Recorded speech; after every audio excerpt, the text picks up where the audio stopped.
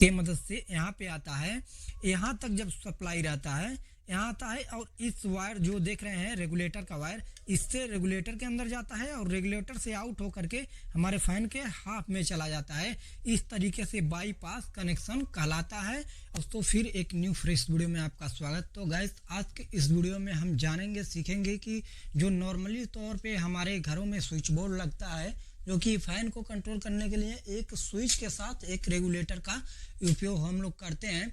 तो क्या होता है कि हमारा जब रेगुलेटर खराब हो जाता है तो भी हमारा जो फैन है वो बंद पड़ा रहता है, और जो उसकी स्विच भी खराब होता है तो भी हमारा फैन नहीं चलता है। जबकि उस स्थिति में हमारा फैन काफ़ी अच्छा रहता है, मतलब उसमें कोई कमी नहीं रहता है। जो भी कुछ कमी रहता है हमारे इस बोर्ड के अंदर रहता है। तो इस प्रॉब्लम को कैसे सॉल्व करें, तो आज के वीडियो में हम 3 टाइप के अलग अलग डिफरेंट जो है, और एक कनेक्शन ऐसा रहेगा जिसमें कि आपका जो है कि स्विच जल जाए या अगर रेगुलेटर ब्लास्ट क्यों ना ही हो जाए, आपका फैन है जो कि लगातार चलता रहेगा, उसका काम नहीं रुकेगा।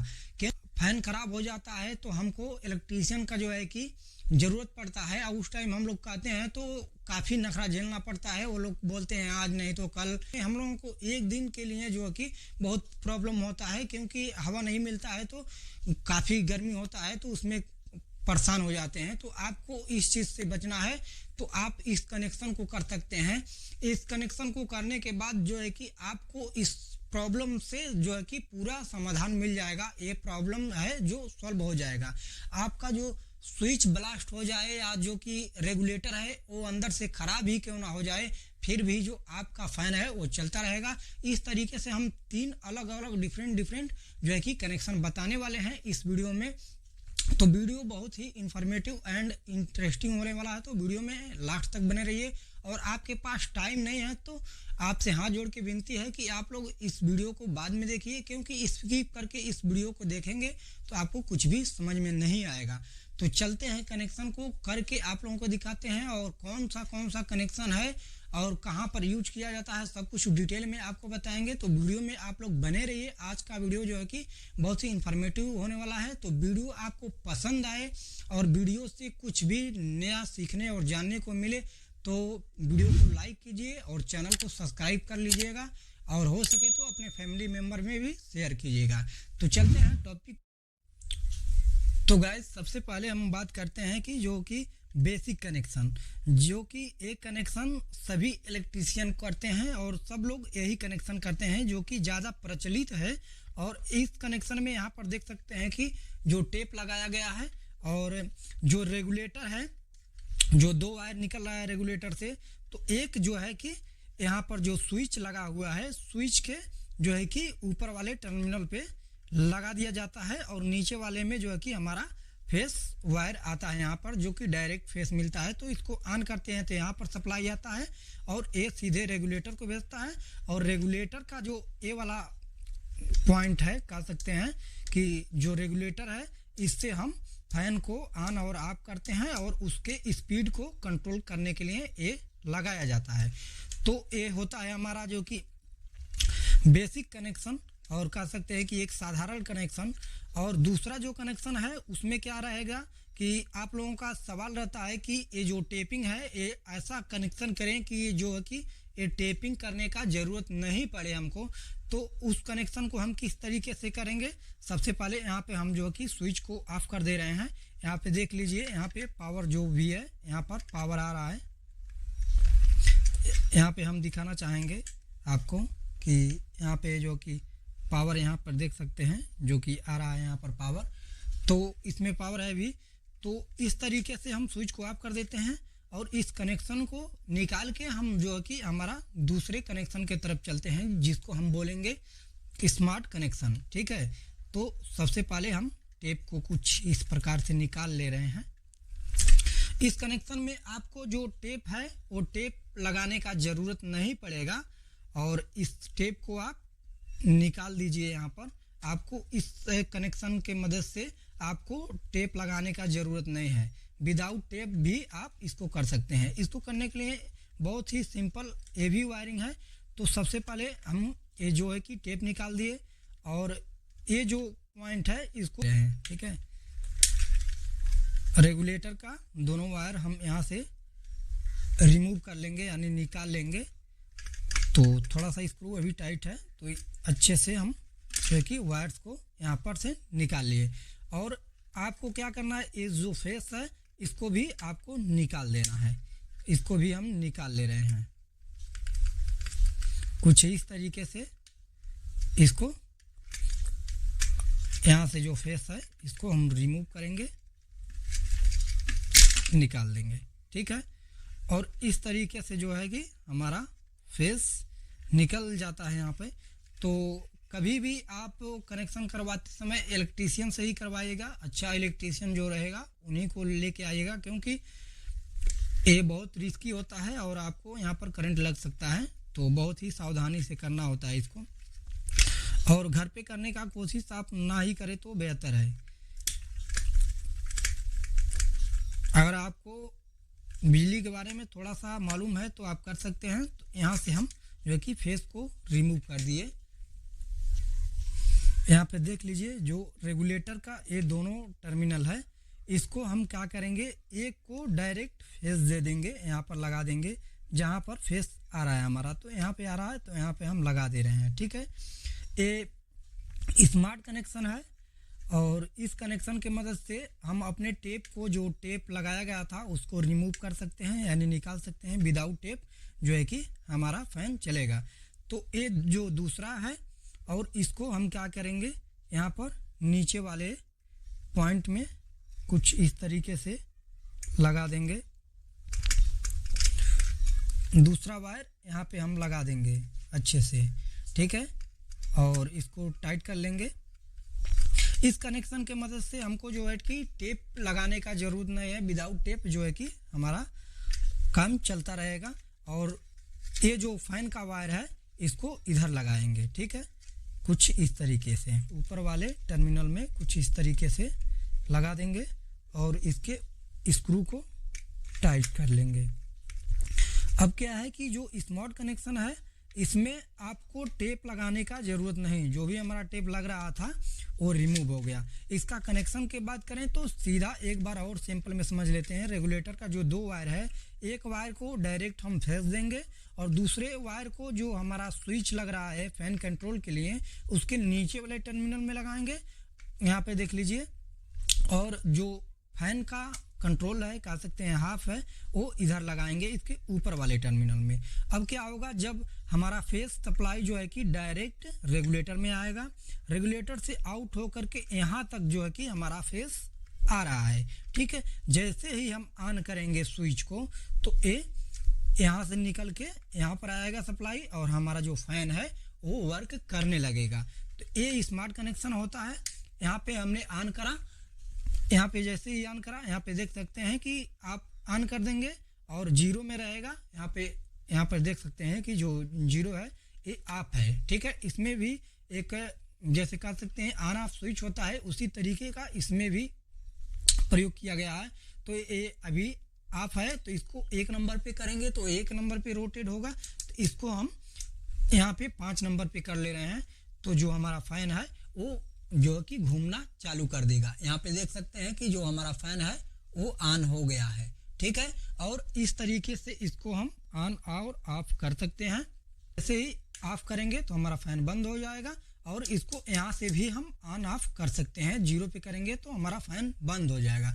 अब आ रहा है कि फाइनल हमारा जो कि 2 कनेक्शन हम आपको बता दिए और तीसरे नंबर पे आता है में हम इसको इस तरीके से कनेक्शन करेंगे कि जिस कनेक्शन की मदद से हमारा ये जो स्विच है ये जल जाता है या फिर रेगुलेटर जल जाता है।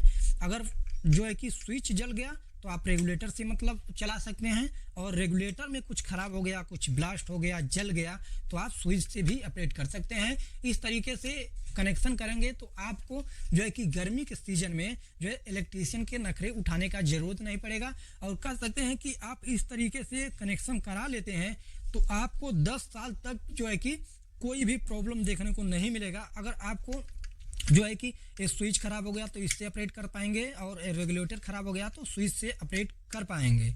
और उस कनेक्शन में ये जो स्मार्ट कनेक्शन है या फिर वो साधारण कनेक्शन है, उस कनेक्शन में क्या होता है कि आपका जो स्विच है ये खराब हो जाएगा तो भी आपका फैन नहीं चलेगा, क्यों ना ही आपका फैन अच्छा ही हो, और रेगुलेटर खराब हो जाएगा तो भी नहीं चलेगा। जब तक आप इन दोनों को यानी जो भी खराब है उसको चेंज नहीं करवा देते हैं तब तक जो है कि आपका फैन नहीं चलेगा, बंद पड़ जाएगा। लेकिन जो बाईपास कनेक्शन हम बताने जा रहे हैं आपको, इस कनेक्शन के मदद से आप अपने फैन को यानी कह सकते हैं कि स्विच ब्लास्ट हो जाए जल जाए या फिर रेगुलेटर ब्लास्ट हो जाए जल जाए फिर भी आपका फैन चलेगा।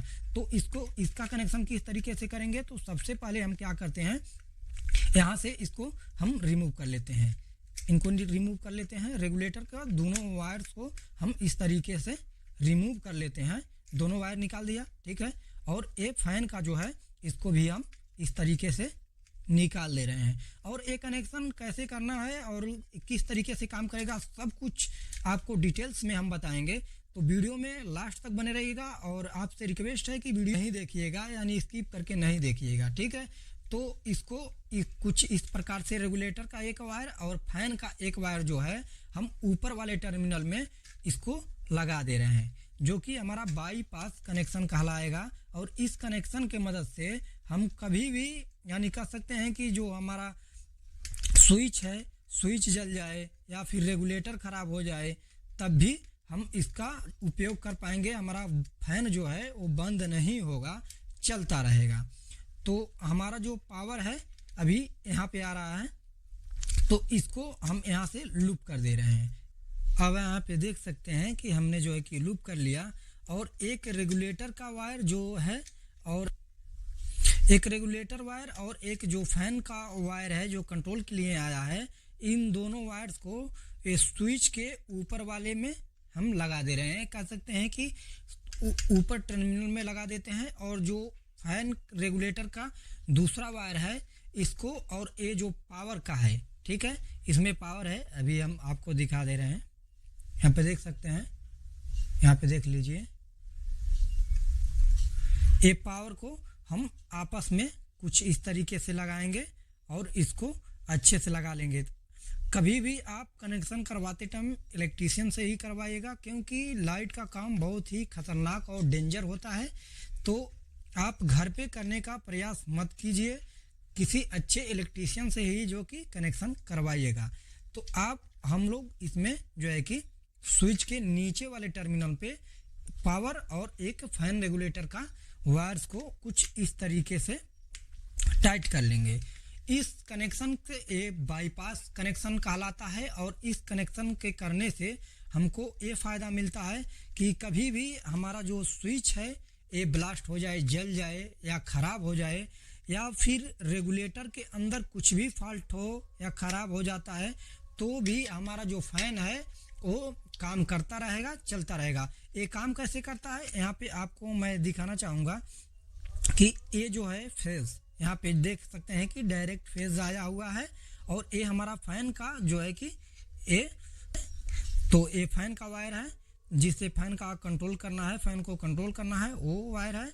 तो यहाँ पे हमारा डायरेक्ट यहाँ से फेज जो कि यहाँ से लूप होके यहाँ तक आया हुआ है, तो यहाँ पर फेज है और यहाँ तक जो कि फेज नहीं आ रहा है, क्योंकि जब हम स्विच को ऑन करेंगे तो ये जो फेज हमको यहाँ पर मिल रहा है, यहाँ पर मिलने लगेगा, तो स्विच से जो है कि हमारा फैन ऑपरेट हो जाएगा, यानी चलने लगेगा।